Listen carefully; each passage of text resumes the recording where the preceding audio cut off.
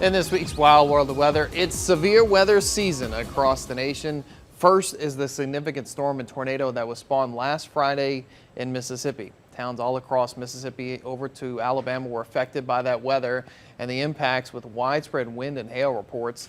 This video shows the aftermath of a strong EF4 tornado that ripped through Rolling Fork and Silver City, Mississippi.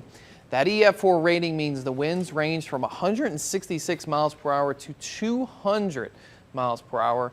A second tornado impacted the northern parts of the state in Black Hawk and Winona and was rated an EF3. This was one of the most deadly Mississippi tornadoes on record, with at least 25 people now confirmed dead. The strong system then continued on into Georgia through last weekend. This drone footage right here shows the damage in a Georgia town of West Point. Homes were destroyed and cars tossed by a tornado just before 8 in the morning last Sunday. The National Weather Service surveyed that damage, giving it a preliminary rating of EF3. Georgia Governor Brian Kemp declared a state of emergency in the wake of the storms. Although 5 people were injured in that tornado, no deaths were reported like in Mississippi. In Utah this week, a search and rescue team worked to find 2 people buried by an avalanche.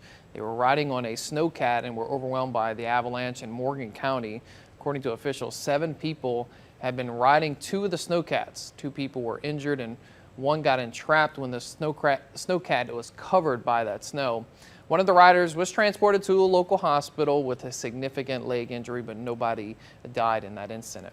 The California storm train continues as yet another storm system crossed the state this week. Video shows the streets of one town flooded and businesses are inundated with water from all the record rainfall as of late.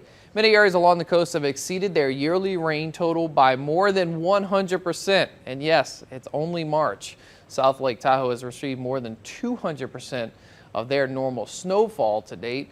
Governor Gavin Newsom has requested a presidential major disaster declaration for many areas. The declaration, if approved, would provide eligible counties with housing assistance, food and counseling, medical and legal services. Now, something a little bit more on the lighter side of weather, or in this case, you could say the sweeter side. Up north, maple syrup season is in full swing in Wisconsin.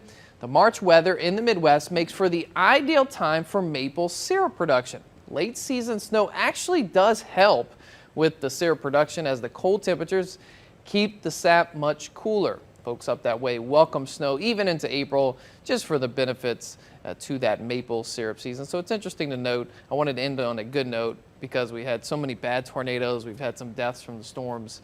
Maple syrup season looking good because it's cold up north a little bit later and it's been snowing a lot up that way. Wow. The more you know. The more you know. Is it breakfast time? It is. Yeah, now I need to. It's lunchtime I for can us. have pancakes on the desk, but Oh, that sounds would good be now. pretty good. All right.